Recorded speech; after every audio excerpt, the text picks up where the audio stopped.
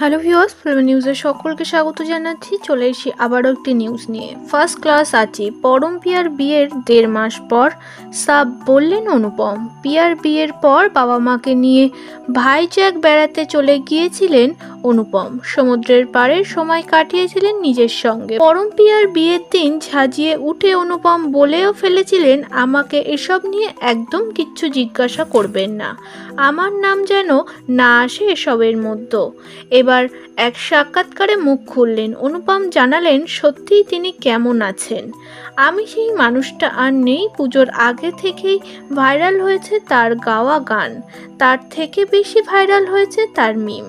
তার প্রাক্তন স্ত্রী পিয়া চক্রবর্তীর সঙ্গে তারই বন্ধু অভিনেতা, পরিচালক, প্রযোজক পরমব্রত চট্টোপাধ্যায়ের বিয়ের খবরকে কেন্দ্র করে যে সেকশন বা বিস্ময় তৈরি হয়েছিল কিছুদিন আগে, সেই ঘটনাকে কেন্দ্র করেই সোশ্যাল মিডিয়ায় ভাইরাল হয়েছিল তার একের পর এক ছবি।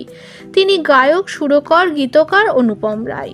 অনুপমও যে পিয়াকে বিয়ে করার আগে ডিভোর্সে ছিলেন, তবে তিনি না চাইলেও তার নাম বারবারই এসেছে।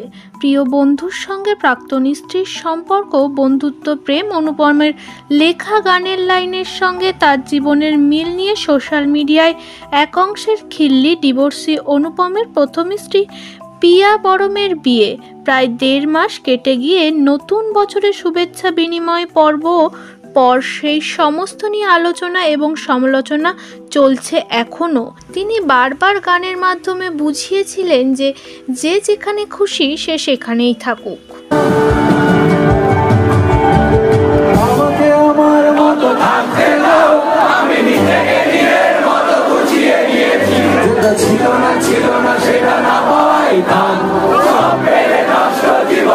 এবার এক সাক্ষাৎকারে তাকে প্রশ্ন, আপনি কেমন আছেন? এক কথায় উত্তর, আমি দারুণ আছি, ভালো আছি।